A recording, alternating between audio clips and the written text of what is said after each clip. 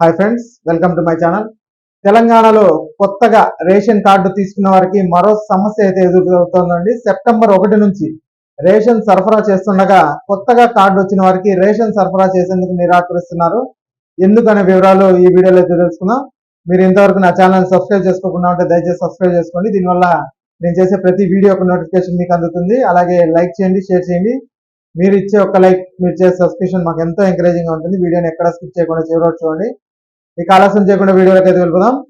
September 25వ తేదీ Telangana ration కార్డుదారుల కోసం కీలకమైన గడువుగా అయితే మారింది. కొత్తగా కార్డులు పొందిన వారు తమ వివరాలను ఈ తేదీలోపు అప్డేట్ చేయకపోతే ఆపై వచ్చే నెల బియ్యం అయితే అందదు అనేసి చెప్తున్నారు అధికారులు. అంటే అక్టోబర్ నెలలో బియ్యం ఇవ్వరు అనేసి మనకు తెలుస్తుంది. ఇలా మీ వివరాలు అప్డేట్ కాకపోతే రేషన్ కార్డు ఉన్నా రేషన్ ఇవ్వరనే విషయాన్ని గుర్తించుకోవాల్సి ఉంటుంది. రేషన్ కార్డు అప్డేట్ ప్రక్రియను ఏఎస్ఓ కార్యాలయాలు ప్రతి నెల 25 లోపు పూర్తి చేస్తాయి. ఆ తర్వాత నమోదు చేసుకున్న వారికి వచ్చే నెల నుండి సరఫరా అయితే ప్రారంభమవుతుంది.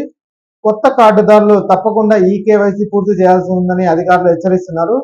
కుటుంబ సభ్యులందరినీ సమీప రేషన్ దుకాణానికి తీసుకెళ్లి బయోమెట్రిక్ నమోదు చేయించాలి. ఇది ఆధార్తో అనుసంధానం కావడం వల్ల బినామీలకు అవకాశం లేకుండా చేస్తుంది. ప్రభుత్వం గత 2 ఏళ్లుగా గడువులు పొడిగిస్తూ వస్తున్నా కూడా కేవైసీ చేయించుకునే వారి సంఖ్య తగ్గడం లేదు. ఇలానే చేస్తే వారి రేషన్ కార్డులు కూడా రద్దయ్యే అవకాశాలు ఉన్నాయనేసి చెప్తున్నారు. కాబట్టి ఇప్పటి వరకు కేవైసీ నమోదు చేయని వారు డెఫినెట్ గా కేవైసీ చేయించుకోండి. అప్పుడే మీకు వచ్చే నెల రేషన్ అందడం జరుగుతుంది. అలాగే మీ కార్డు కూడా రద్దు అవ్వకుండా ఉంటుంది. ఇక ఈ వీడియో నచ్చినట్టయితే ఒక లైక్ చేయండి. అలాగే మా ఛానల్ సబ్స్క్రైబ్ చేసుకోండి. Thanks for watching.